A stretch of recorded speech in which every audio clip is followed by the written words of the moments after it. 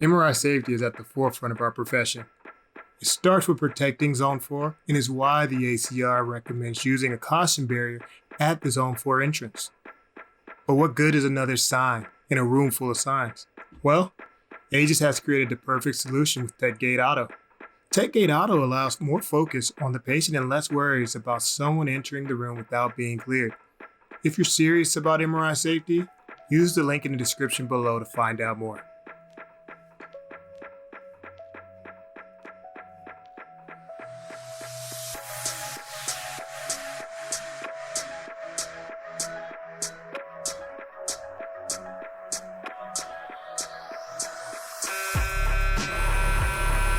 Zone 3 Podcast, I am Robert. Yes, and I am Reggie. And we know who our guest is. Yes. It's actually a fun episode today because when you think about it, when it comes to MRI safety, there's a lot of liability and comes with that legal woes.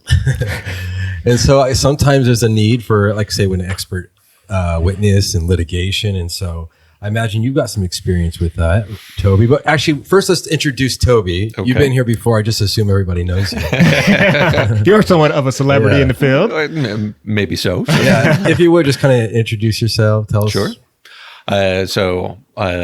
Tobias, Toby Gilk. My background is as an architect. We talked about that in a previous episode. Yeah. So do you want to catch that? Yeah. Link in the description. And I've been involved in MRI equipment siting and safety related issues for 20 plus years now. And as it happens, some weird stuff happens. And sometimes they need somebody to come in and help the attorneys and the insurance companies and the hospitals and stuff sort things out. So Dang. You also dabble in rap music, I believe, right? And this is put the link to that, Reggie. All-time rapper. Only with the right producers. Yeah, that's right. Yeah. That's right. Well, I mean, we can kind of go through the list of different civil cases. Is it mostly civil, like lawsuits that you are experienced with? This isn't criminal, I would imagine. Yeah, no, I haven't done anything with criminal stuff. So, of course, when we're talking about something that goes bad in MRI, in that umbrella of things that go bad in MRI, could be a misdiagnosis or something directly attributed to the patient care of the person getting the scan or whatever. Right.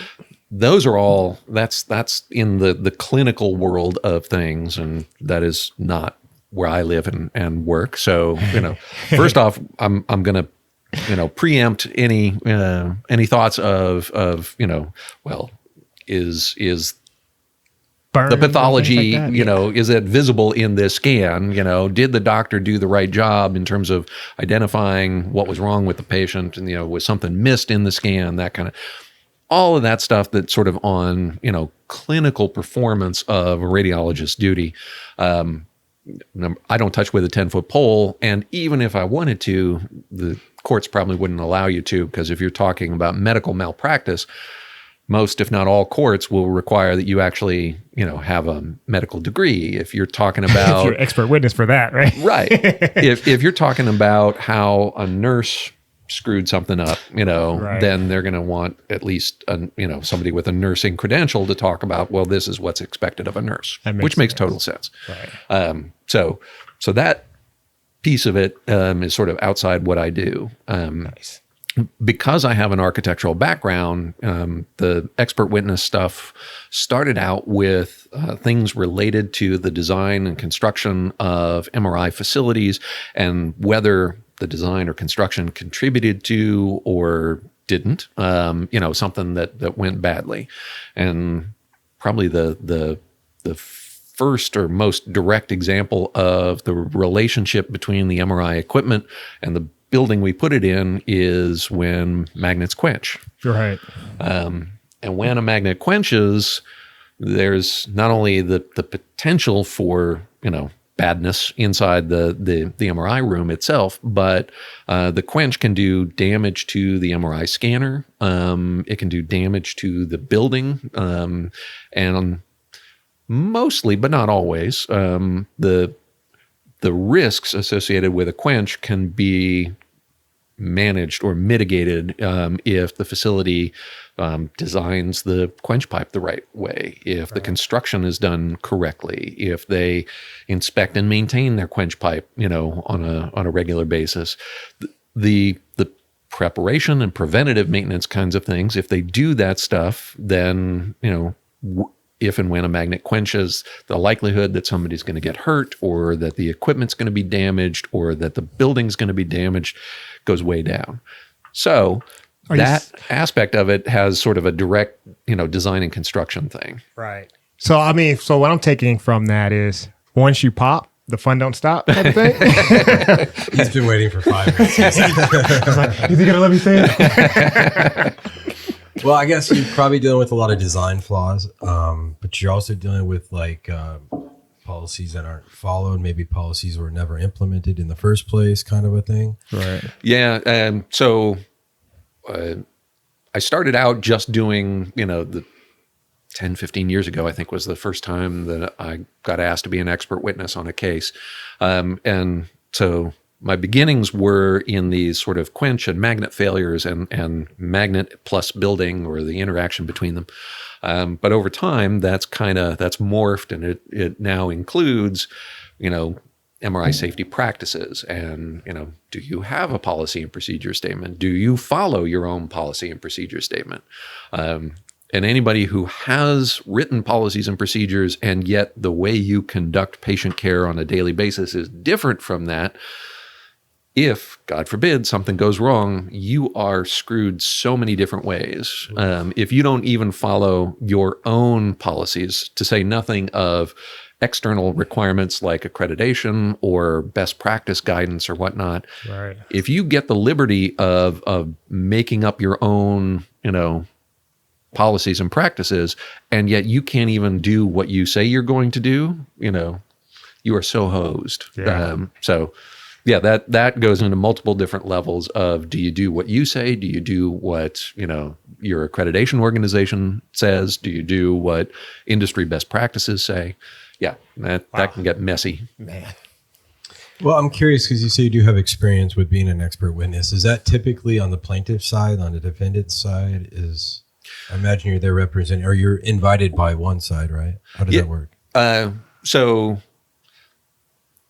usually, it'll be a call out of the blue. Somebody who... Like one of those Batman signals? Phone call after a Google search, probably.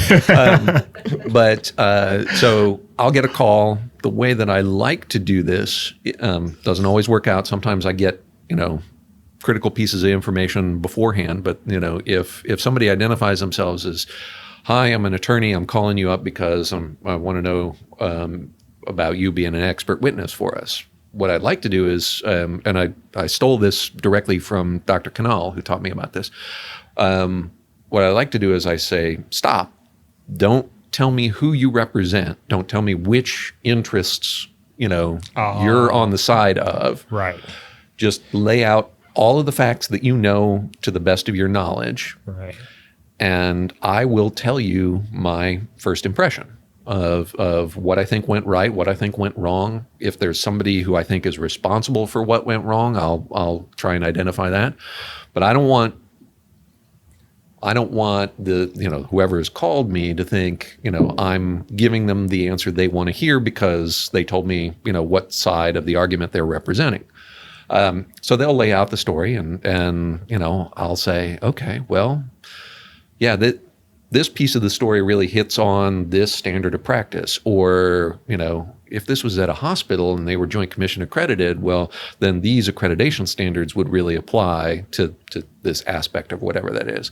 And I will essentially go through, admittedly kind of off the top of my head, and say, okay, here's what I think are, where there is potential responsibility or liability or something like that.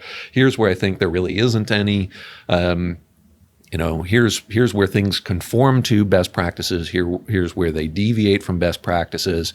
And if you, whoever you represent, want me to be an expert, for this case, this is sort of the gist of what the direction that I would be heading. And then they can say, oh, crap. yeah, we represent the plaintiff or the defendant, and your arguments really favor the other guy.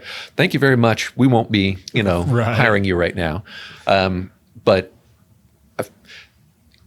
when we can do it that way, that's my preferred way to do it, because it essentially keeps everybody on the up and up. And it's like, look, I'm going to tell you what I think, and there'll be no question that I'm trying to, play sides or be biased at any source. Make you happy, because I know you're representing this guy as opposed to that guy or whatnot. But yeah, all of this is civil litigation, somebody suing somebody else, either directly, or indirectly. There's so if you're having dinner with your family and somebody's driving their car down your street and loses control of their car and jumps the curb and breaks through your living room wall, and now you've got to drive through living room. Oh man, right? That's my 80-inch TV right there. So you're going to call your homeowner's insurance agent, right? Some moron just crashed through my front wall. I need you to send out contractors to repair everything.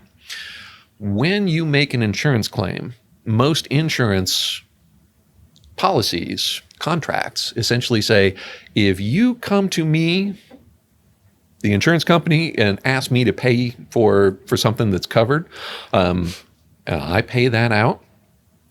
I have the option to say, who was responsible for that?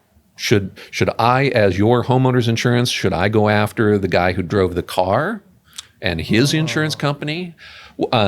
Maybe the reason the car veered off the road was because there was an oil slick in the road because, somebody spilled oil and they never cleaned it up. And maybe that person is ultimately responsible or partially responsible. So that's called subrogation. So when I, as the insurance company, pay out a claim or whatever, that now in the insurance contract, you essentially say, hey, if you make me whole, you get to go after whoever you want to make you whole for the insurance company. So a lot of this is insurance company after insurance company or insurance company after, third party or stuff like that. So some of it's direct. A lot of it is really because of or through insurance companies. Man. Nice. Well, I mean, given that you're so embedded in the industry, I'm wondering, are you a lot of times familiar with these cases when you do get these random calls? There are some of them that I hear about beforehand, but to be honest with you, most of them, they try to keep it hush hush, I bet. Yeah, right? nobody wants to advertise, we had something go horribly wrong at our site. People try and keep that stuff under wraps. Some of them make the news, and pretty much anything that's an MRI accident or somebody gets injured that makes news, I'm probably going to hear about it within a few days. So MRI Safety Facebook page. If you're not a member, go ahead and like and subscribe.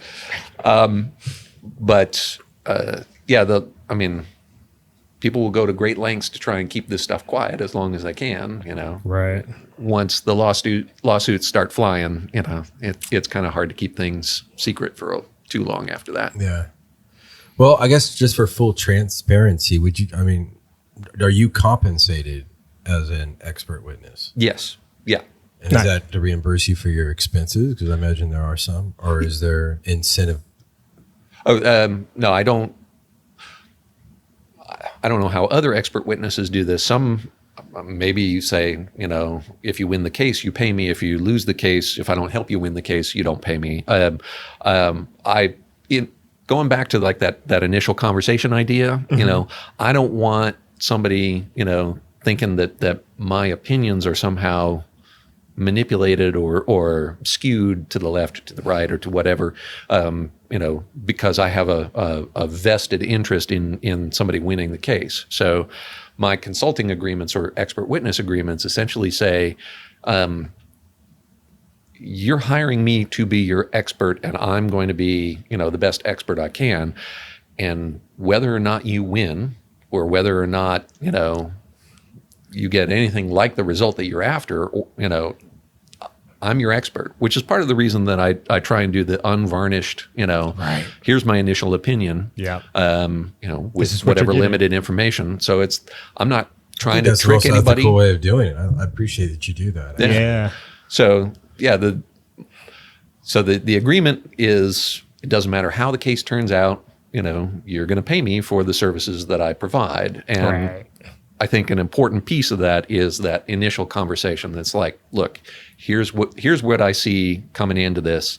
And if that doesn't agree with what you want to hear, we'll shake hands, we'll say goodbye, Well, being an expert witness is sort of a foreign concept to a lot of people. And I guess a lot of people would be curious. I know that I would be like, how does one become an expert witness? Is there accreditation? Well, that's a great question. There are how to be an expert witness, training courses and stuff like that. And usually for like specific disciplines, like if you're an engineer, how to be an expert witness engineer, that kind of thing. But there isn't really a formal credentialing process. Like, you don't get a merit badge patch that says I'm an expert witness kind of thing because you do whatever, 5 steps are necessary to get you there. Essentially, anybody who wants to can be an expert witness. But you do open yourself up to scrutiny, right? So Oh yeah. Oh, you absolutely. If you can't stand the heat, stay out of the kitchen. If you can't substantiate your thoughts and opinions, because you will be challenged on every single thing that you say that favors one person, but, goes against somebody else's interest. That other person, they are going to come after you, and they are going to challenge everything that you say. And if they can't really challenge what you say, they'll challenge your credentials as, I was doing a deposition just a couple of days ago, and I was making a point about, this is what I believe is industry best practice for something. And the attorney on the other side was like, but you're not a doctor. You never went to med school. You're not an MR tech. You don't have technologist credentials.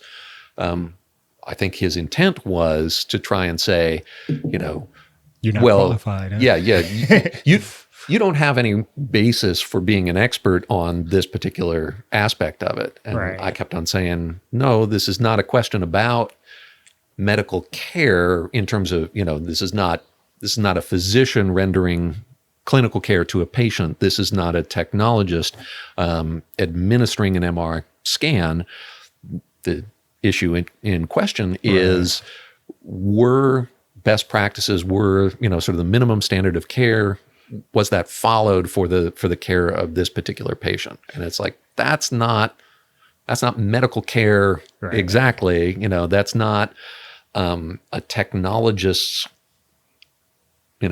responsibility. Well, we all have responsibility to follow best practices, but it's not the technologist as sort of the lone arbiter of, well, I think this is right, and so therefore it makes it right, And by the time you're giving your deposition, I mean, you've already been approved by the judge and the parties and everybody, right? Or so different courts have sort of different standards for what it takes to be an expert. In many courts, I think this is true for all federal courts. If somebody wants to bring you in, an attorney wants to bring you in as an expert, they essentially need to submit your qualifications for being an expert to the court, to the judge. And as with everything in legal proceedings, if I get to make my case, this way, the opposing counsel gets to make their case the other direction, and they essentially get to come in and submit a brief to the judge saying, you want that guy to be your expert? That guy never went to med school. That guy's not an RT. You shouldn't. There's no way in hell you should let this guy be an expert for this. And so the judge essentially weighs, these guys say he's really good. These guys say he's really bad. Am I going to approve? So in federal courts, at least, I know you have to go through that process. And I think different states have sort of different thresholds for what it takes to be expert. There are typically, like we discussed a few minutes ago, there are minimum qualifications if you are doing medical malpractice.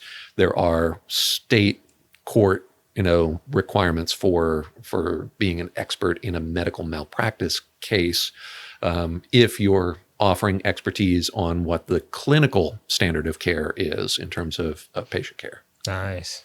Well, I imagine you get a lot of satisfaction out of it. Just one, you get people who are questioning your qualifications, and then you, at the end of the day, prove that you end up knowing more than they assume that you did. But like, just knowing that there's a due process and so much conscious thought put into like accountability in terms of MRI safety. I imagine who you are in this industry, you're pretty well known as far as MRI safety goes. I imagine that's pretty satisfying.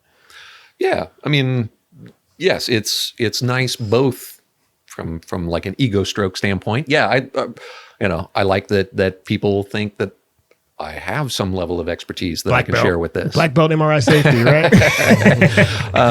But beyond that, I think the other piece of that you were getting at with the question is really gratifying just to be able to come into a situation where there are lots of people pointing fingers and you did this wrong and you did this wrong, and to be able to kind of come in and help clear the decks and say, well, yeah, no, you're making this argument, but that argument really is not supportable. Right. I understand you have a vested interest on this side. I understand you have a vested interest on this side.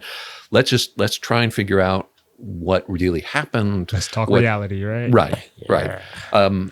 So it's kind of interesting because the U.S. legal system is set up as an adversarial legal system. So, lawyers on one side have to argue, for their client's best interest, and lawyers on the other side have to argue, the opposite or whatnot. Right. So being an expert in some of these cases is sometimes kind of like being the referee and saying, right.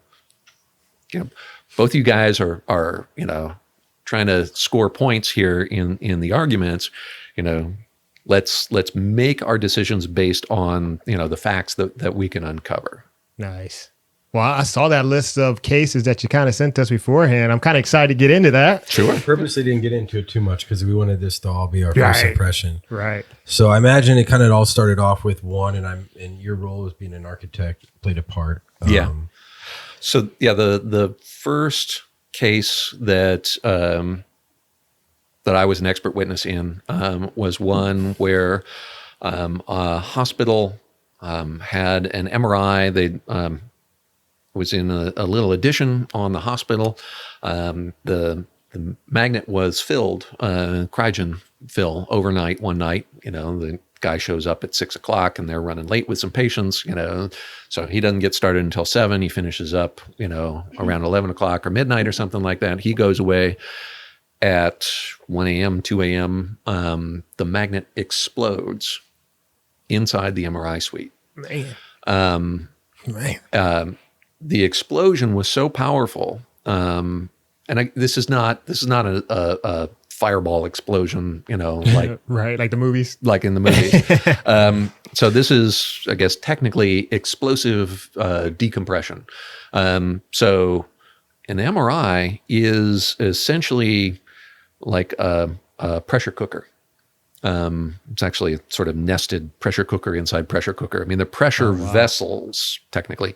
And inside, in the very center of that is a whole bunch of liquid helium for most MRI systems. We now have the cryogen-free or very low cryogen systems, but most MRIs today have 1,000, 1,500 liters of liquid helium, or have the capacity to hold that much liquid helium. So this magnet had just been topped off, just been filled up with, so it had as much as it could hold for that particular magnet. So they're pressure cookers, but we got to let the pressure escape if the pressure gets too high without the thing going kablooey. So most MRIs have two different pressure relief mechanisms. A low pressure, so they want the inside of the cryostat, the inside of the pressure cooker, to be just slightly higher pressure inside than the air pressure outside. And the reason for that is if there's a pinhole leak or something like that, you don't want atmospheric air going in because the nitrogen and oxygen and carbon dioxide in the air will liquefy and freeze solid, and you will get, nitrogen ice cubes floating around inside your MRI cryostat, which is not good for anybody. So to try and make sure that that never happens, they keep the inside of the cryostat slightly elevated pressure above atmospheric pressure. So if you came with a corkscrew, a little, you drilled a little tiny hole into the cryostat, a very slow puff of helium would escape from that and keep the atmospheric air from getting in. So many magnets have like a pressure differential of like a half psi between. So it's a half pound per square inch higher pressure inside the magnet than atmospheric pressure. If you get much above that, then you start pressurizing the vessel, and different magnets have different thresholds, but usually somewhere around 3 to 5 pounds of pressure is when the burst disc or pressure relief valve will go. And that's when it all, essentially the inside of the cryostat opens up to the quench pipe, and that's when that happens. Yeah. But you want to be able to release pressure somewhere between 1/2 and let's say 5. If you can keep it from going, that's a good thing. Right. So typically there's like a low pressure relief for that system. This particular magnet, so they had just filled the magnet. And if any of you have ever watched a magnet being filled, they come in with the long hoses coming out of the transfer doer that they bring the liquid helium in, and they go in, and just the time that the hoses sit there, the liquid helium will turn to gas, and you don't want to inject gaseous helium, and you certainly don't want to inject any atmospheric air that maybe worked its way into the hose. So before they plug, if you think of it like at the gas station, before they put the gas hose into the gas cap to fill up the MRI, they squirt out a whole bunch of liquid helium to make sure that they flush the line and there's nothing in there. So there's super cold liquid helium, sort of being shot into the air, and then they're plugging it into the top of the magnet in most instances. And the whole thing is just getting super cold as they're, putting liquid helium that's 450 degrees below 0 Fahrenheit into the MRI machine. The whole thing is like caked with frost and ice, by the time they're done with the whole process. They disconnect the hoses, they essentially seal up the magnet. Who wants a snow goes cone? Away. So the whole top of the magnet is essentially coated in frost and ice. Now you wait long enough, and room temperature, 70-degree air, and all that stuff is going to melt off, and it'll go back to normal. No big deal. But if there is water accumulated in the quench pipe, right at the rupture disc, or if there's a separate low pressure bypass, if there was water in the quench pipe there that when everything's being sprayed with liquid helium and the whole thing is getting super cold, that's going to freeze solid, right? Now all of a sudden, what should be functionally sort of an empty open chimney to allow the pressure to escape, now it's got an ice plug in it, and that pressure can't escape. How does water usually accumulate? So it accumulates because one of two things: either the repair, the condition of the quench pipe, something is broken or torn or exposed to the outside world when it shouldn't be, or the design of how the quench pipe exits the building is not what it should be. And I actually brought along a graphic that we can look at. So this is an illustration that really kind of copies the design of. We'll give the OEMs randomly chosen letters. So this is going to be vendor G. They have a standard quench pipe discharge design that looks like this. Comes up out of the roof, turns 90 degrees, and then it has like a 45-degree slice off the end of the pipe. right? And the intent of that 45-degree slice on the end of the pipe is if it's raining, the top part of the pipe is going to protect the opening. It's essentially like a little umbrella, over the open part of the pipe. The problem is that a 45-degree slice, all you need is a wind speed of about 25 miles an hour to push rain at more than a 45-degree angle. I mean, we've all been outside when, the wind's blowing and it's thunderstorming and the rain seems like it's going horizontally, Oh, for right? sure. Monsoon season. Exactly. Yeah. So, I mean, if you're in a place where it rains and the wind blows, there is the potential, at least, that the wind-blown rain is essentially going to fly in the end of a quench pipe that's designed like this. So once that drop of water gets in the mouth of that pipe, where does it go?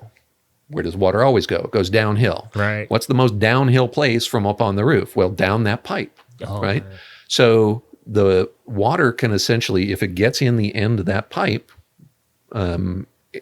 it's going to drop and it's going to, accumulate inside the quench pipe. Sorry, go ahead. I was just going to say, depending on the design of the quench pipe, and usually you want those things to be as short as possible, as straight as possible, with as few, bendy, twisty turns. Right. So if you have your MRI scanner and you come out with a quench pipe and you come up to the roof right here, and you get water in, the place that it's going to go and collect is right at the burst disc or the pressure relief valve.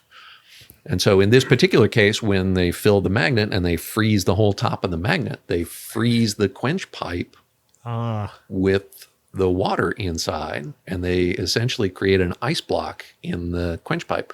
So now pressure's building inside the pressure cooker, inside the cryostat, and it's got nowhere to go.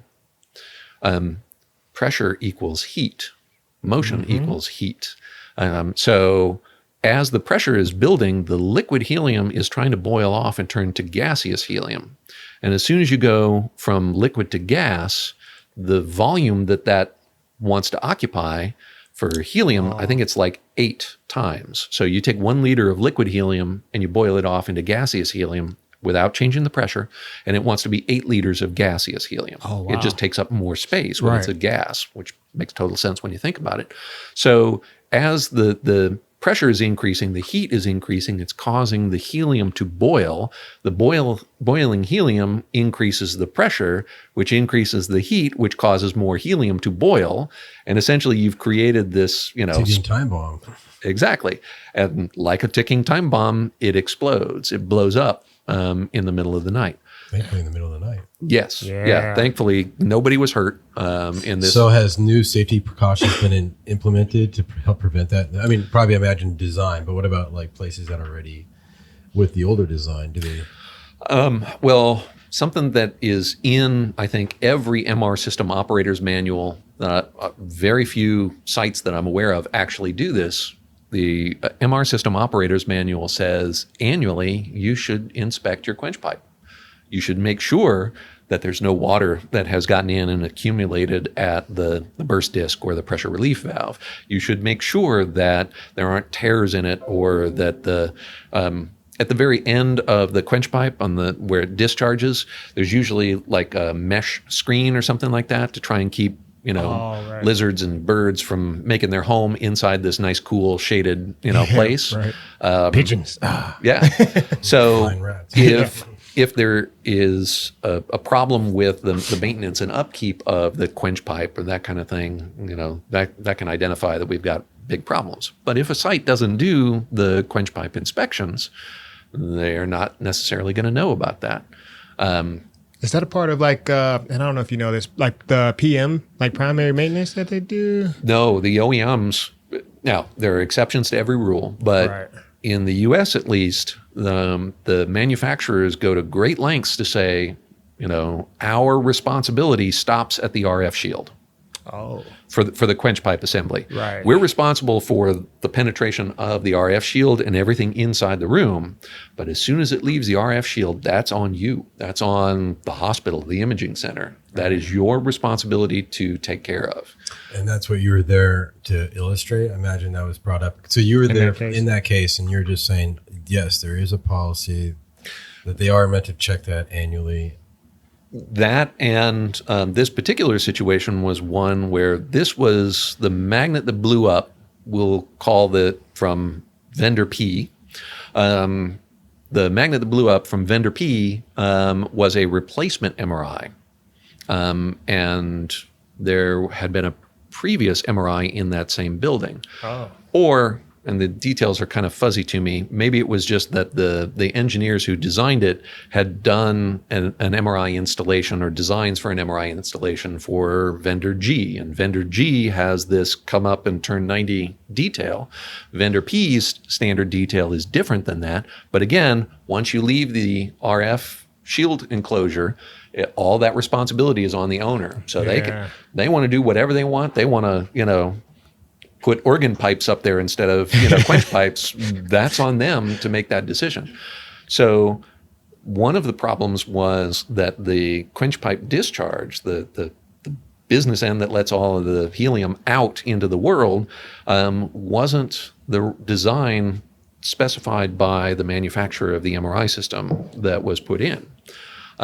So they essentially say you should do it this way, and yet the engineers or the prior construction, and again, it's been a while, so I don't remember the exact details of that, put in a quench pipe discharge detail from a different MRI system.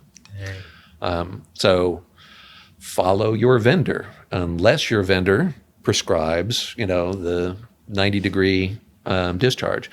And don't use shortcuts by using the old quench. Right. Now, you can, in some circumstances, use the old quench pipe, but in order to do that, you essentially need to reevaluate how it was designed, how it was built. Does what it says on paper was that actually what was done in the real world? Right.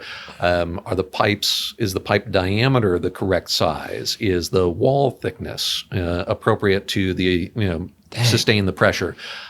Insulation. So many things to it. All of these different things about the design of the quench pipe. Now, you very well may be able to swap out magnet 1 for magnet 2, and the design of the quench pipe for magnet 1 will work for magnet 2. I'm not saying you need to go and tear everything out and replace it every time you swap magnets.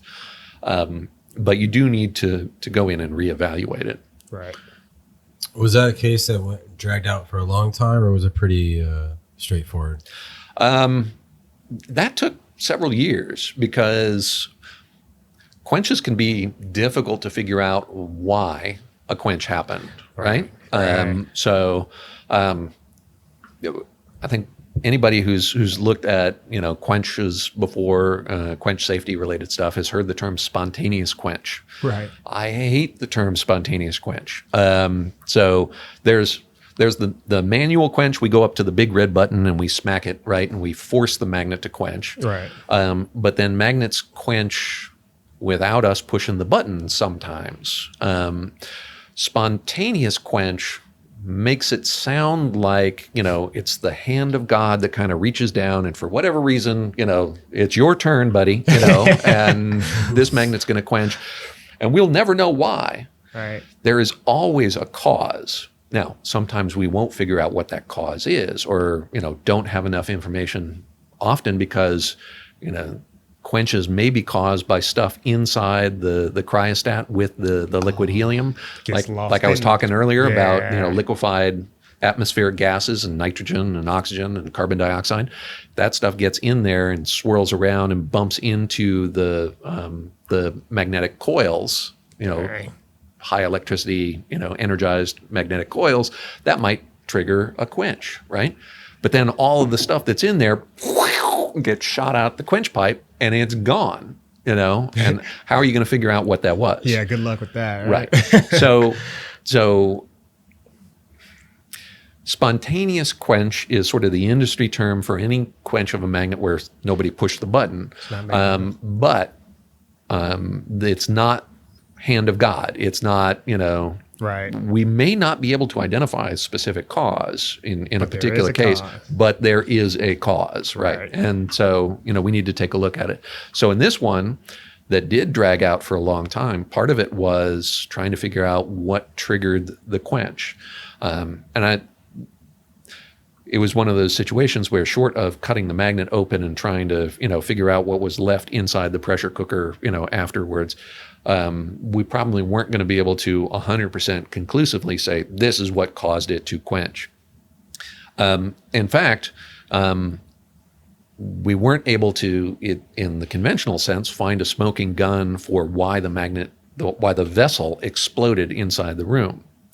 Was it that pressure? Well, so my theory was that, there was water that had gotten into the quench pipe and that during the fill it had frozen solid. And of course, the fire department comes in and the sprinkler system has gone off because bits of the exploding magnet actually fly up and sever the sprinkler pipes over the room. Oh, wow. So, everything's being doused with water. We only get to... They called us immediately after this accident happened. So we were down on site, 2 or 3 days after this happened. And it's a mucky mess. We were some of the first people to come down and take a look at it. But let's say my theory is correct, that there was an ice block in the quench pipe. First chance I get to put eyes on this magnet is 3 days later. If there was an ice block, it is gone by now. Yeah. But what we did is, as a part of the investigations, and it took months, if not years, for all of the parties to kind of agree on the investigation method. But we actually went and we took elements of the quench pipe, and this, like I say, this is months or years later, and we actually sawed the quench pipe in half and kind of opened it up to take a look at it. And what did we find? We found rings inside the quench pipe that looked like they were where water had accumulated. And just like, if you leave a wheelbarrow or a bucket outside, leave it outside for, several months and it's going to get this film across it, and you drain it and there's going to be a ring, where, the algae or bacteria or whatever it was that was growing in that. Right. So we cut open the quench pipe, and there are all of these rings, in there that tell us that there had been water in there, and there had been a significant amount of water, and that it had been there for a significant length of time because there were multiple different rings. So if water gets in, investigator, he's not just an expert witness. Yeah, I see why they put the Batman emblem up for you. Would you turn out to be Dexter? That's funny. I blew the magnet up and I didn't tell anybody. There's a twist. Well, that's a fun case. I imagine there's several. I'm curious what other ones. So that was one where the magnet went kablooey, but interestingly, it doesn't take explosive decompression to essentially destroy the magnet. That one, the previous one, destroyed the magnet, destroyed a big chunk of the building. Yeah. The previous one, actually, the force of the explosion was so great that it actually pulled the roof up off of the walls of the building, lifted it up because of the pressure is escaping out the top of the magnet. And then the roof of the building essentially falls back down onto the walls around it. It was wild. Wow. But you don't have to have explosive decompression to ruin your magnet. So another magnet failure expert witness case, this actually happened in the wake of Hurricane Katrina. And so this was 100 plus miles inland. So this is not, the hurricane blasting the hospital or whatever and knocking it down. This was Hurricane Katrina coming through and knocking out power that served this smaller hospital. And the MRI at this hospital was without power for a day and a half or something like that. For most magnets, that's not a huge deal. You boil off cryogen at a more rapid rate, but as long as you get power restored within a few days, you're cool. This magnet, however, if it was without power for the better part of a day, it was at risk of quenching. So day and a half later, they come back, the power is restored, and they discover that the magnet quenched while power was out. They bring in the OEM to come back in and refill it with the liquid helium and get the thing back up and running again so they can scan patients. And they start putting helium into the cryostat, the pressure cooker, and all of a sudden, like a cold glass of iced tea on a hot, humid summer day, moisture starts beating up on the outside of the MRI. Condensation almost, huh? Exactly. Which is not supposed to happen. Even though all of our superconducting electromagnet MR systems have liquid helium 450 degrees below 0 Fahrenheit inside them, the outside surface is not super cold. It doesn't collect condensation on it because they're super insulated. Right? So one of the ways that magnets are insulated is they have vacuum vessels, essentially thermos bottles, right? So we got pressure cookers and we got pressure and we got vacuum in kind of alternating modes. So there's this vacuum chamber around the pressure cooker, and the vacuum chamber is for insulation. Imagine I have like a piece of fabric, right? And I hang it up like a hammock, right? It's sort of stretched over here. And I grab a bunch of oranges, right? And I put them into this piece of stretched fabric, right? The fabric is solid. The oranges aren't going to slip through. But at some point, we can find something that is small enough that if I put it on top of this, so talcum powder, right? So I sprinkle talcum powder on top of this piece of fabric, right?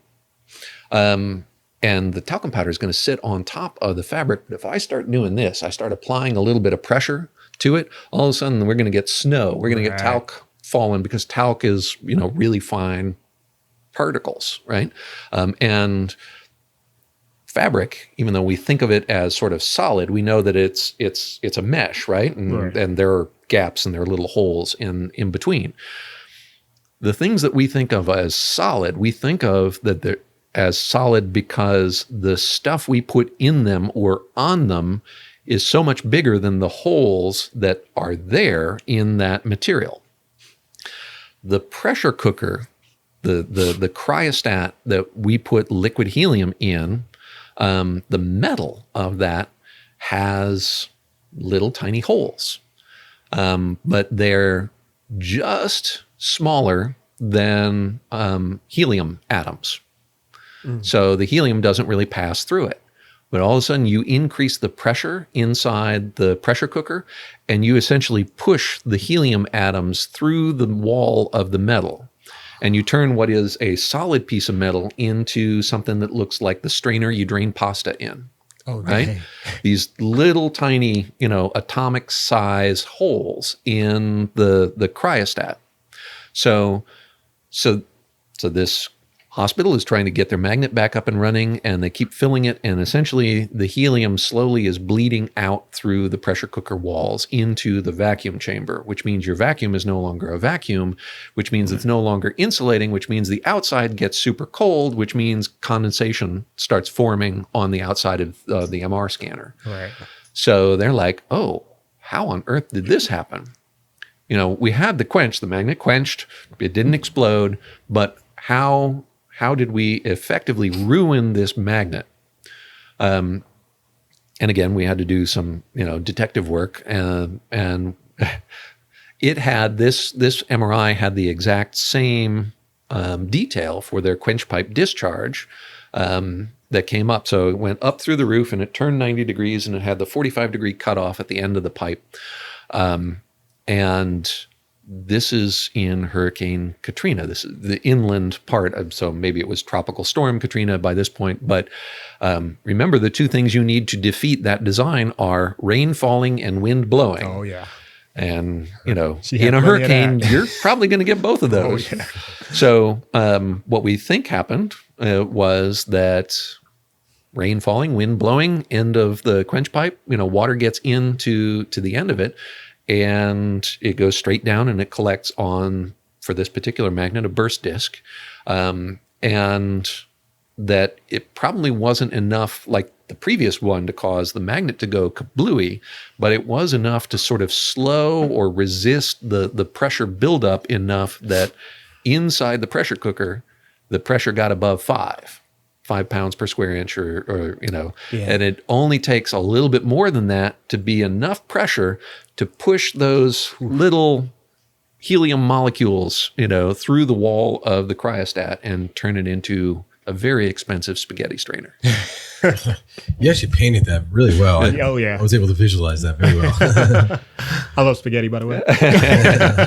Everybody We're definitely going to do a thumbnail with you and like pasta. Mamma mia. Sherlock Holmes with the pipe. Oh, yeah. That's how I see you now, more than anything, as a private investigator. Yeah, that's interesting. Very cool. Yeah. I imagine a lot of this is very cool for you because it's kind of like detective work, right? So you're seeing that side of it, but you're also getting satisfaction out of being part of the solution. Yeah. Any other cases? Yeah. Well, there are a couple others where magnets have actually blown up. There was one in Georgia. Shout out GA. My fam. Where they were deinstalling an MRI scanner. That they had hit the quench button, and then they opened up the back wall of the MRI room, and they were in the process of sort of pulling it out, got it into the adjacent space, and the folks who were moving this magnet, I think, didn't know how they were actually supposed to do this. They knew that. So the vacuum chamber, right, around the pressure cooker, that is the insulating barrier. When you push the quench button, about 70 or 80% of whatever is inside the magnet for liquid helium, it boils off and escapes pretty much right away. But there's 20 to 30% of whatever there was before still left. And it goes through that 8 times expansion, just going from liquid to gas, and then it goes like about 100-time expansion as it warms from 450 degrees below zero to whatever room temperature is, right? So you get a total expansion of liquid helium at a ratio of about 700 to 1. So 1 liter of liquid helium at 450 degrees below zero is about 700, 800 liters of gaseous helium at room temperature. So it does not take a whole lot of liquid helium to fill an enclosed space, right? So you hit the quench button, let's say 80% of the helium that's in there goes away. Let's say you've got 100 liters of liquid helium in there. You have the potential of 700, 800 to 1 expansion. So that 100 liters of liquid helium that's in there could be 8,000 liters of gaseous helium. Once did I do the math right? You did, actually. That was quick, too. Hey. I'm impressed. All right. Many different hats you wear. But it can wind up being a lot of volume of gas, right? Right. So they're pulling this out, and it's still got some liquid helium kind of sloshing around in it. And they've disconnected it from the quench pipe, and they've essentially capped where the helium would escape out the quench pipe. They've put a plug in that end. Now, you can spoil the vacuum. You can essentially let atmospheric air into the vacuum outer layer of the thermos bottle that provides a whole bunch of the insulation value. And in this particular magnet, there was essentially, if you imagine sort of the vacuum chamber that comes down to a pipe, right, and to the outside of the magnet. So they build it, but it has atmospheric air in it. So you have to have a way of essentially pumping the air out. So there's a tube, a pipe that goes to somewhere on the outside of the magnet that they can hook up a really powerful vacuum pump and essentially suck all of the air out of this thing. Now you have a vacuum inside this. You essentially can just put a plate up against the end of the pipe, right? And the vacuum is going to, hold the plate in place. Now they put bolts in there just so that nobody accidentally kicks it off or whatever. Right. But once you take those bolts out, all you really need is sort of a screwdriver or a pry bar or something like that, and you can crack the vacuum, right? And allow atmospheric air to rush in. So you have some liquid helium inside this vessel, right? That is not boiling or is boiling really slowly because it's still super insulated, which is a good thing because now they've plugged it up. And if it boils off, if the pressure increases, there's no way for that. It can't escape through its regular pathway. Right.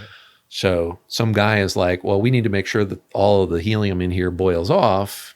I don't know whether it was one person not communicating with somebody else and somebody else put the plug in when they were, doesn't matter. Guy comes with a little pry bar, pries it off. All of a sudden, the vacuum chamber sucks in all of this air. The vacuum that used to be providing insulation that kept the 500-degree temperature difference between the outside world and the inside world, that insulation essentially is gone in an instant. And the helium expands rapidly. The helium expands rapidly, but somebody put a plug in where the magnet was connected to the quench pipe. And the magnet explodes and it blows the ends off of the magnet. I mean, the pressure just increases so rapidly that in a matter of seconds after they do this, boom. And this is why they're pulling it out of the building? Well, so they pulled it out of the magnet room and it was in the next room. Oh, but as they're getting ready to take it out of the building, they do this thing and it blows and it sends. So this was an older magnet. And if you can imagine just sort of the clunky cylinder, boxy kind of thing. Yeah. The end plates of the MRI scanner are actually these two donut-shaped ends of the MRI scanner, and they got 47 bazillion bolts that essentially bolt them on the outside and then around the opening of the bore. Both of these steel plates that are about a half-inch thick get blown off of the ends of the MRI scanner. One of them winds up hitting somebody as it comes to rest. The pressure is so great that it essentially pushes down some of the walls between the imaging center and the adjacent tenant spaces and, knocks things in, through the drywall walls into the adjacent tenant space. Wow.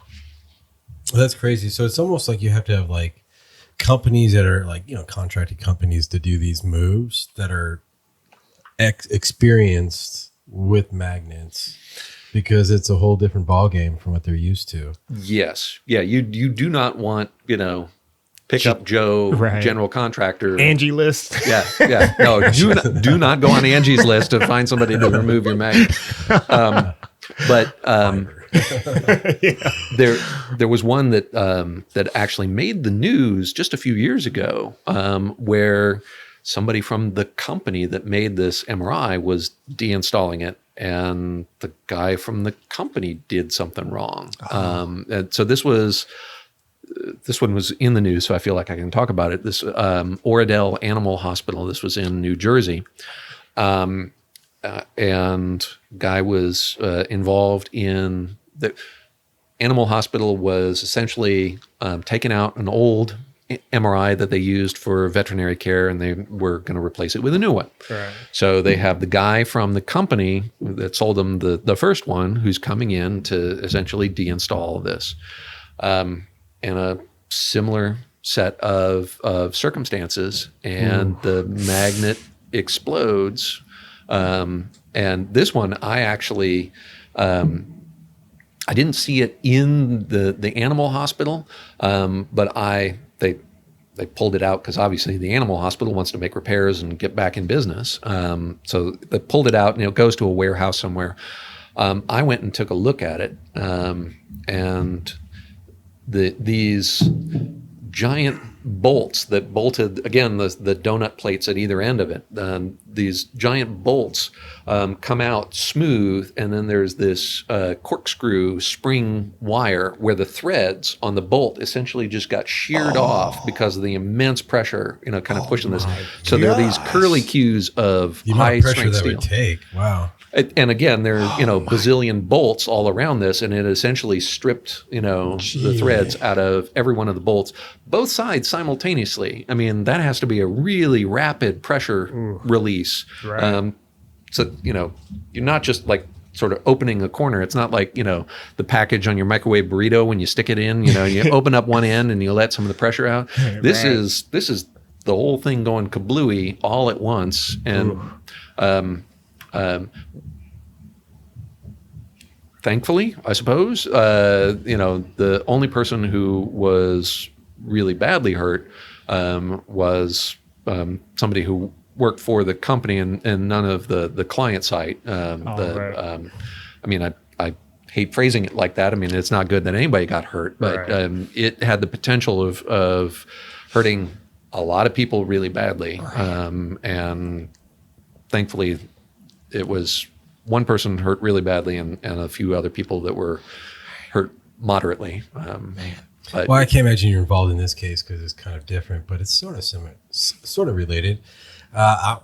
Being from Utah, I kind of hit close to home. But what was it, about 6 months ago? I imagine you know where I'm going with this. There was that they were moving a magnet. I think it was from like the 4th floor to the 1st floor or something like that, right? And somehow, an employee who was part of that crew that was helped to move it died. I think the magnet fell on him. Yeah, there's not a whole lot of information that's out there in the public about that, but it looks like so when they lift magnets up or bring them down from elevated floors, a lot of times the rigging companies will essentially use sometimes they call it a cookie sheet. It's not a cookie sheet. It's essentially a steel platform, reinforced steel platform that they can essentially kind of roll the MRI onto, and then comes up and you hook a crane to it and you can essentially lift this thing up and then you plug it into the opening in the wall, and then somebody from the inside will essentially pull the magnet off of the cookie sheet into the room.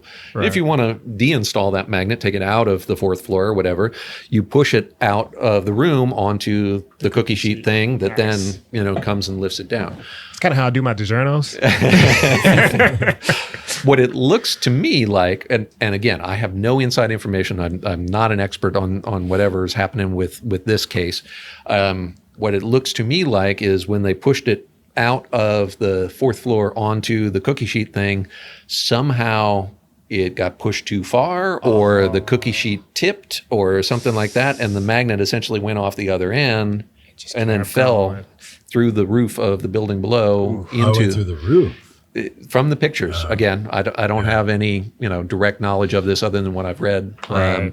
It looks like it went through the roof and then landed inside, and I don't know whether the person who died because the magnet landed on him, or surely when it falls several floors, it's essentially going to crack open, and now all of a sudden you've got liquid helium spilled all over it. Yeah. Right. So not good either way. Right. Yeah. Man. Well, I'm looking at a list of ones that we were told we would go over, and I think we haven't gone over the most. It's possibly the most bizarre. Oh, it's not possibly most bizarre. It most definitely is the most bizarre. Well, I'll start out with the least bizarre part of the story. So it's a magnet that, for reasons that I'll explain here in a few minutes, they manually quench. Somebody hits the red button to quench this magnet, and the quench pipe again is not designed per spec, and the cryogen gas it doesn't come up and it doesn't do the 90. It actually comes and it does a full 180, a little cane to cane, Bo Peep hook at the top. And so it discharges by essentially shooting the super cold helium gas down at the roof surface, right? But they didn't design it correctly because they didn't put essentially thermal protection where the quench pipe comes up through the roof, in that gap there. And so it's not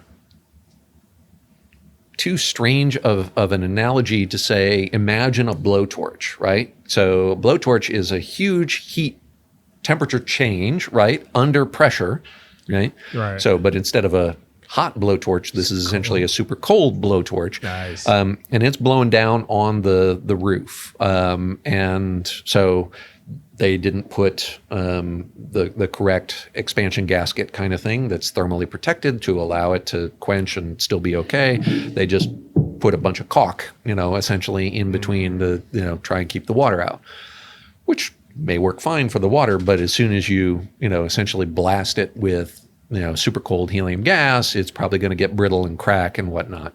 And so the magnet quenches, and this is in a place on the Gulf of Mexico that gets lots of rain. And so a couple of days after it quenches, it rains, and all of a sudden nobody identified it in the moment, but now there's water essentially coming through the roof in the holes that were created because the magnet quenches.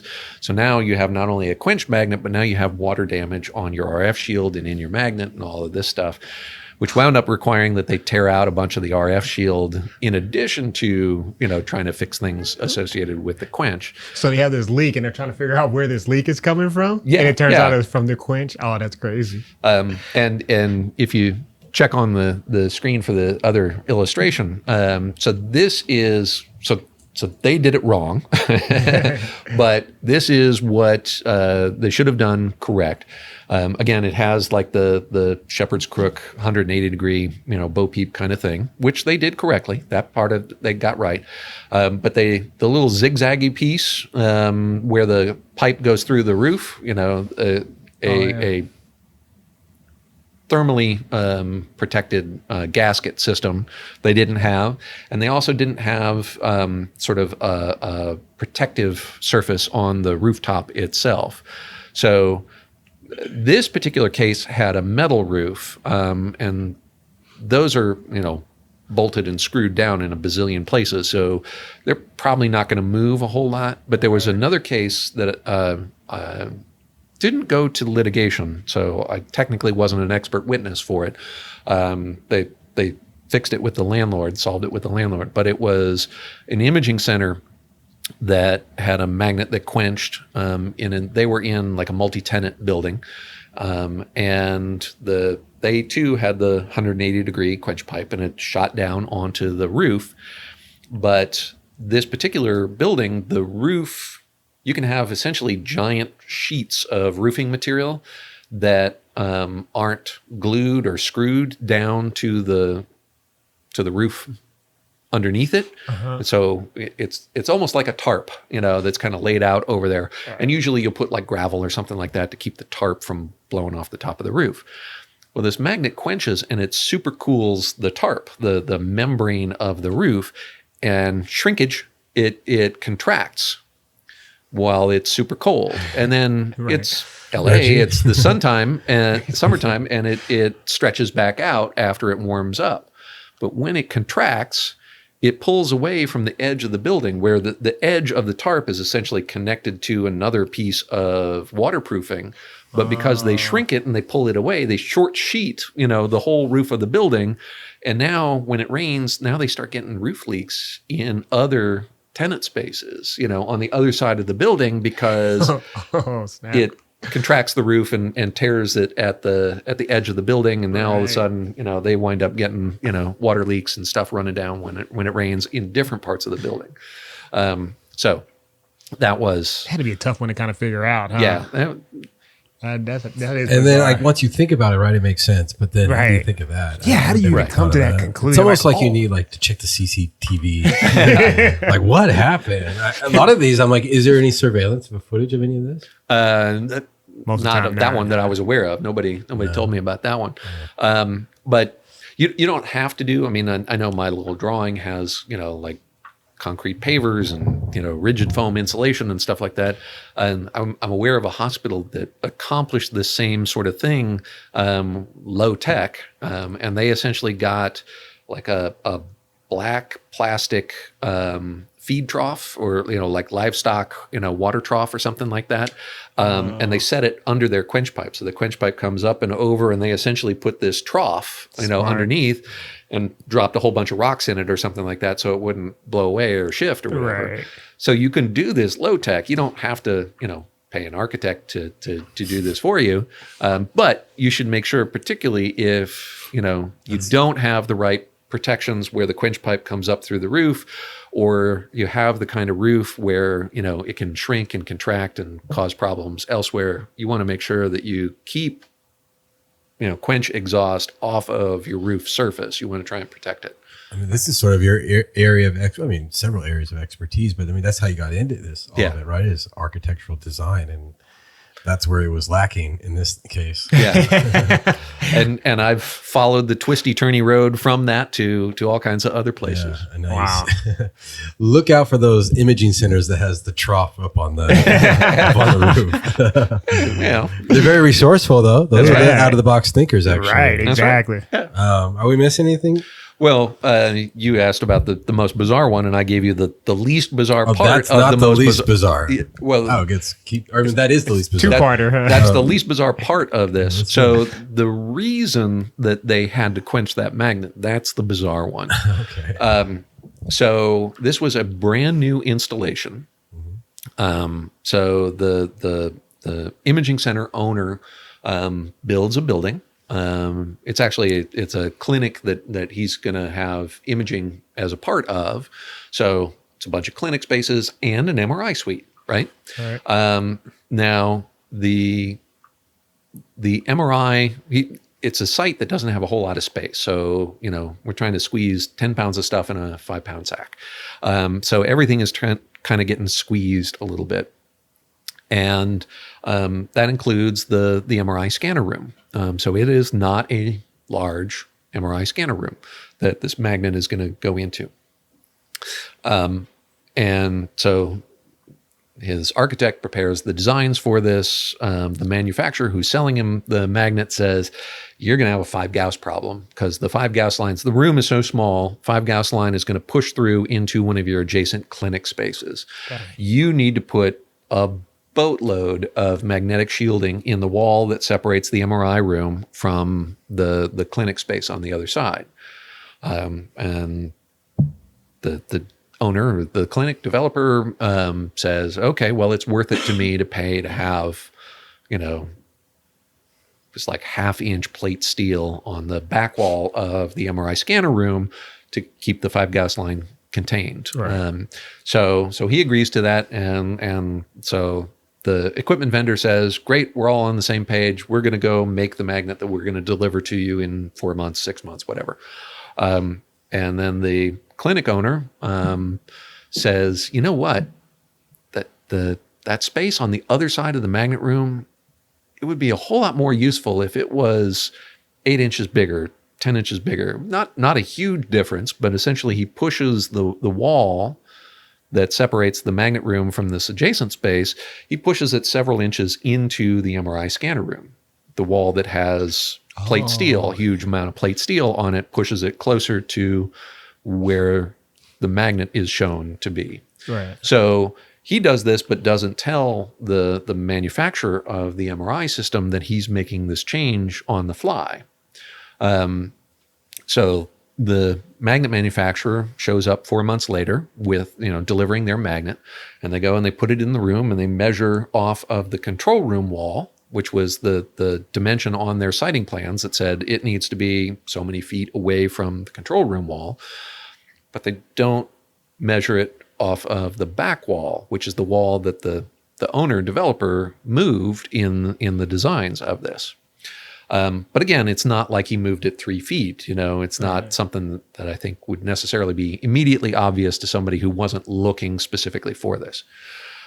Anyway, so they install the magnet, they ramp it up, and they start doing, I think they started applications training, or maybe it was still part of the QA/QC of the installation of the magnet.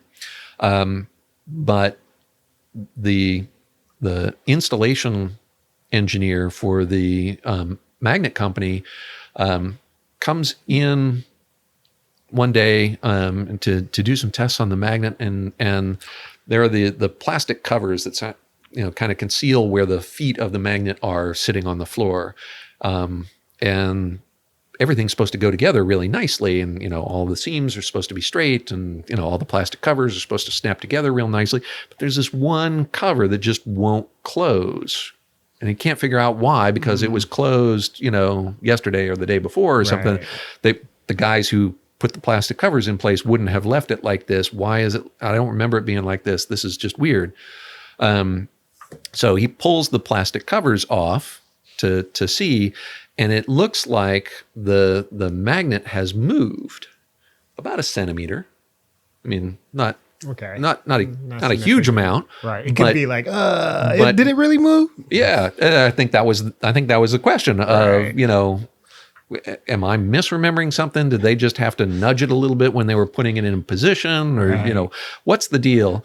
Anyway, so end of the day, he walks away, and it leaves the plastic covers off so he can see the foot, because he wants to ask his boss about, this is weird. This is not the right thing. Right.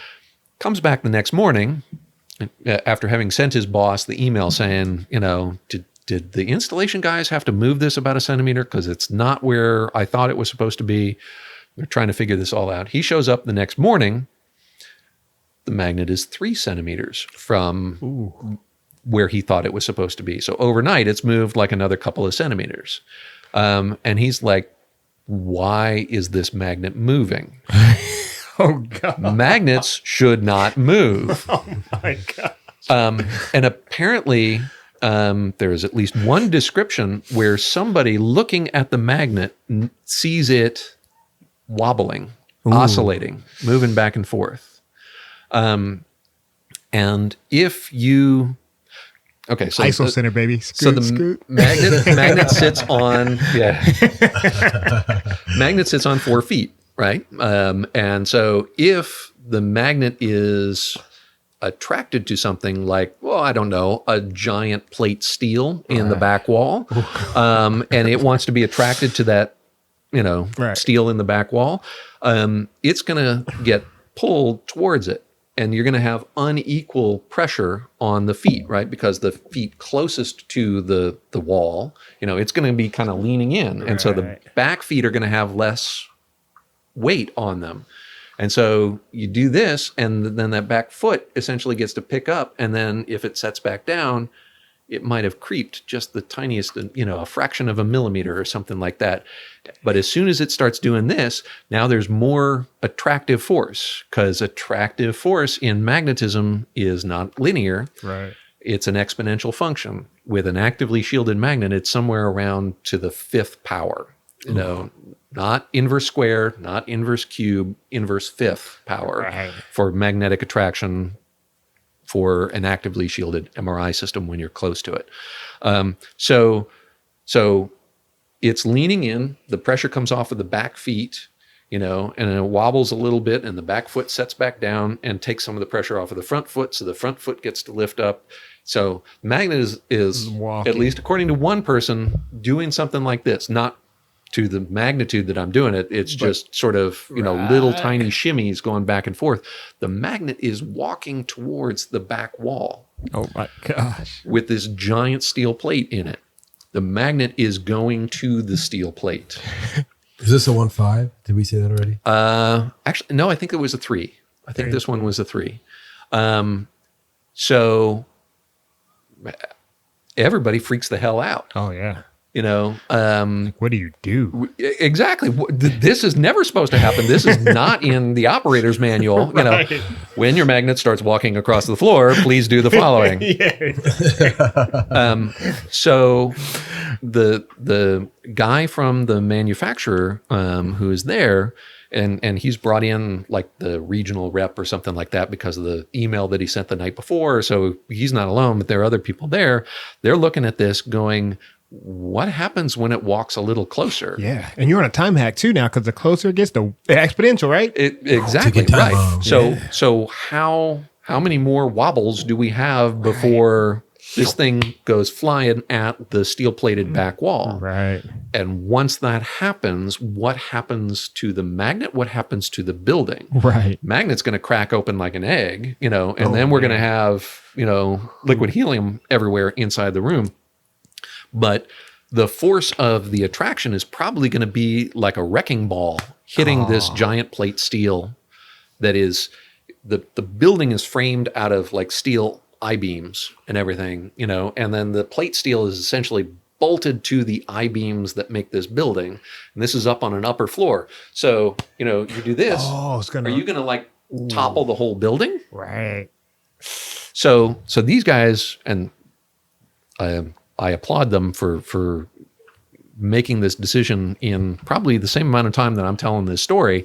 They decide the only responsible thing to do is to hit the quench button. All right. They're like, if we can dissipate the magnetic field and we can stop it from, being attracted to the back wall, it'll stop walking. We don't need to worry about it smashing in and all of, destroying the magnet, destroying the building, killing everybody inside. Right. This is serious, nobody right? wants to quench a magnet, but under these circumstances, quenching the magnet is, the least bad solution that we have. So they, to their credit, they quench the magnet and quite potentially save the lives of everybody inside the building for that. Obviously it varies, but I'm curious, on average, what would it be the cost of the facility to quench a magnet? Not talking about lost revenue. Right. If you're in like a major city where, the vendor has equipment and material, they have replacement burst discs ready at hand. They have the personnel to kind of, come in and do that. They have ready access to the high purity liquid helium that they need for refilling.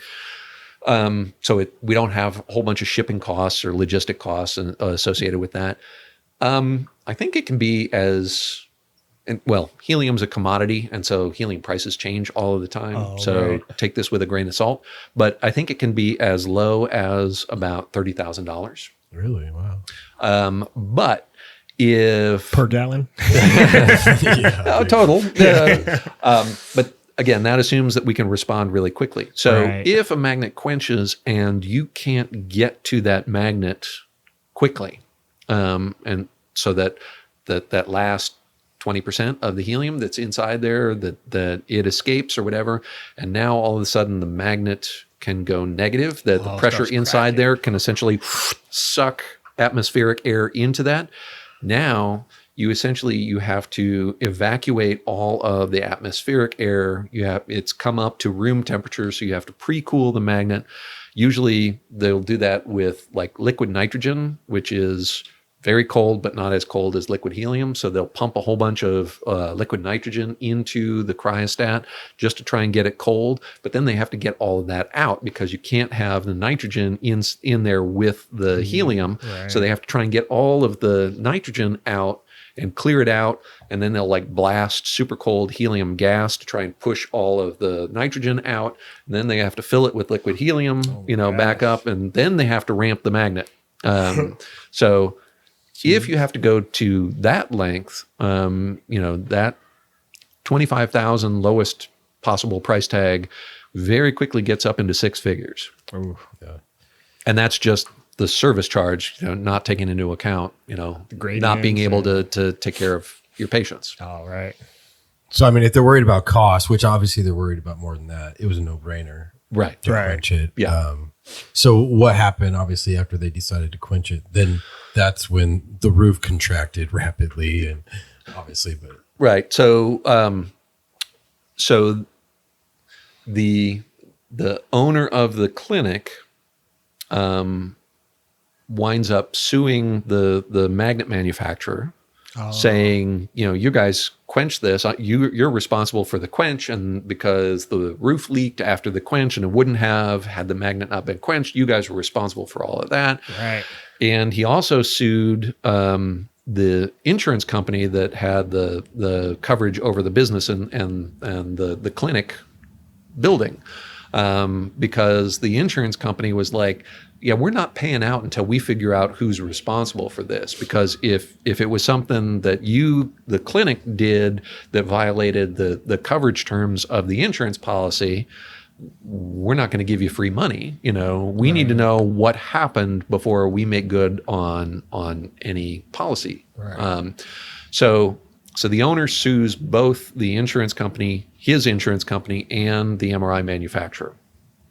I get hired by the insurance company's attorneys to be their expert. And through months of back and forth and litigation, the insurance company ultimately goes before the judge and says, hey, judge, I think we've demonstrated that, this was a problem, that the reason that this occurred was, this or the other thing that, is an explicit exclusion for the coverage of our insurance. So this should not be covered under our policy. And the judge says, you know what? I agree with you. You're out of the lawsuit. You're no longer a defendant in this lawsuit. So the insurance company is free and clear. So they are gone. Normally, that would be sort of the end of the story for me also. But the magnet manufacturer says, the attorneys for the magnet company lean over and whisper in the ears of the attorneys for the insurance company and say, hey, would you mind if we hired your expert? We think he did really well for you. We think he might do really well for us.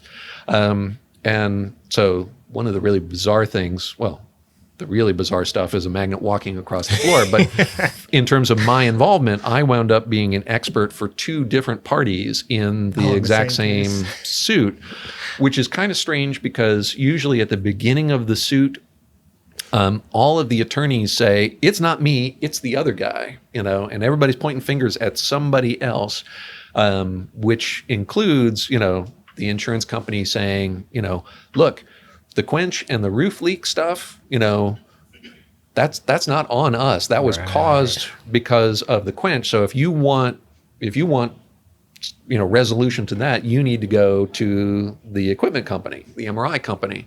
So there's a little bit of finger pointing and saying, that's not us, that's the other guy that you want to sue. But that's speaking all. of finger pointing, how far into it was it revealed that he moved the wall 8 inches?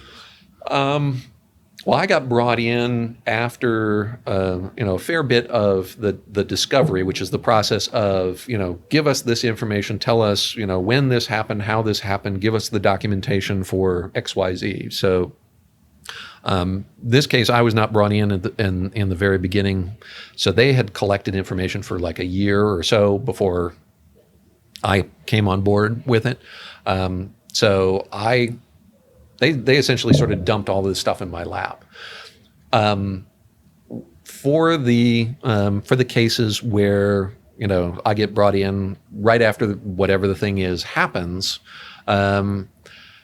the discovery process, of course, at first, everybody circles the wagons and hires their lawyers and, nobody's talking to anybody about anything. So you essentially need to file the lawsuit. You need to, make appearances before the judge. You get the judge to agree that, okay, everybody needs to share information. Okay, here's the information we want the other guy to share. And the other guy says, well, this is BS. I'm not going to share this thing with. Okay, I'll do this one thing, but not the other two. Or it's like, why do you need my internet history? Browser history. Yeah, exactly. Crap. Right.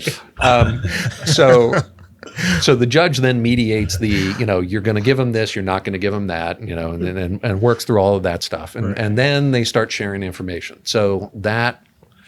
Finding out the details of who made the decision or when they did or how that happened, that can take months or years after, the event actually happens, depending on how slow it is just to kind of get the legal process going in the first place and how much foot dragging and objecting, the different parties want to do to different information requests. Do they leave that space open so that, after a year, I can't imagine them leaving that space open, but like, can you even kind of get in there and kind of see the environment to kind of picture it, or they just take pictures and you just see all the pictures that they had and stuff like that? So for that one, all I saw was like pictures and videos. And folks who were there right after it happened, took a bazillion pictures and that kind of thing. So it's not as good as being there, but at least it gives you, kind of a rough idea of what happened and what it looked like and that kind of thing. What an exciting life you live. I know. He's right? jet set. He was just in Dubai. Right. I saw some of his pictures he posted. Man. And then you're doing this. It's interesting, I'm sure, especially for people who know you and close to you, to see how your career's evolved, right?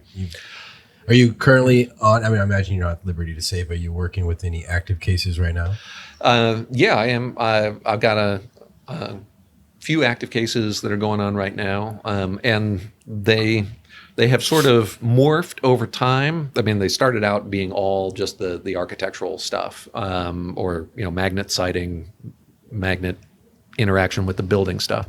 But right now, I'm involved in a couple of cases that really have nothing to do with magnet sighting or quenches or anything like that, and are more about were Personal best injury. Practices followed. Yeah, they're both injury cases for patients. Interestingly, one of them I'm on the side or work for the attorneys on the side of the patient, and for one of them I'm working for the attorneys on the side of the hospital. So. Right. To your much earlier question about do you work defense or do you work on the plaintiff side, I try and tell them anybody who calls me, I tell them how I see it. Just the And facts. Well, at the end of the day, it's just facts and it's non-biased, right? So Right. it shouldn't matter what side you're on. I And try I to was make it that mostly way. just curious about if there's a trend. I probably haven't been doing it enough, or it hasn't been a big enough slice of the work that I do for me to Notice. reliably say, this is what it looks like. That being said, Dr. Canal has told me before that over time, over the years, and he does, I do this much expert witness, stuff. He does this much expert witness stuff. Right. So, he has told me that, every year he winds up doing more and more expert witness stuff for MRI safety related stuff. Now, he's a physician, so he's probably also doing, a lot of the clinical, Right. clinical decision making. Did somebody actually, read the MRI correctly? So his area of expertise Broader, is much broader than mine. So. Right. Well, I just want to say, if people want to reach out to you, what's the best way to kind of do that? If there are lawyers and things out there looking for you. Can we post your info? Sure. Yeah. I have a website, Gilk Radiology Consultants, where I talk about some of the expert witness stuff that I do. So, Nice. If you want to hit up the website, that's a good way to find them. Check out And you're open to traveling outside the U.S., right? I would imagine if that's where a case took you to. Sure. Yeah. Anywhere except for Canada. They're just an easy target. Darn I don't want to Canadians. get political. Just thinking of my Canadian friend back in the day. No, my goal at the end of the day is not to become Perry Mason. I'm not interested in becoming a Either way, there's going to be a thumbnail, bro, and you're wearing. You got the. the Sherlock Holmes get up. In fact, can you wear this monocle for me real quick?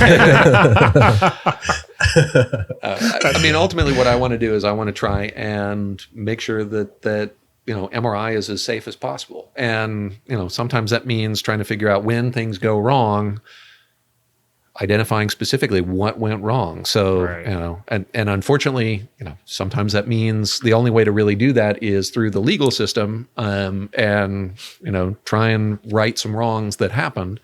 But hopefully all of that information ultimately makes it back into the public domain so that we don't repeat the mistakes that somebody else has made. And It's kind of you holding people accountable. It helps to prevent those same mistakes. exactly. Right. Right. Yeah. I totally believe it. And I appreciate what you do for the industry and Yeah. MRI safety and how you're helping to evolve that. You're getting people involved, and now you're getting involved in ways you never thought. And I think that's super cool. Yeah, me too. I'm not allowed within 500 feet of a courtyard. So that's not my future. I'm on a first name basis with the judge. Are we missing anything, Reggie? I think this has been a fun episode. Yeah, this has been great. Big shout out to Ages, of course. Our Let's sponsor. not forget Katie behind the Yeah, camera. we love you, Appreciate Katie. you, Katie. Thank you. Thank you. And thank you, Toby. We're excited to see you again. It'll be AHRA, I believe, right? That's right. Yeah, stay tuned this for summer. that. We hope to have you back for that. I'll So be back in Phoenix for that. Oh, yeah. In the In the it'll heat. be I was going to say, appreciate this weather day. Well, you can because where are you coming from? Kansas City. Yeah. Well, thank you again, Toby. Appreciate you, and thank you again for watching this episode. Do all those things that YouTubers tell you to do. Subscribe, like, tell your friends. Zone 3 Podcast. Say it, Reggie. We are out. Good.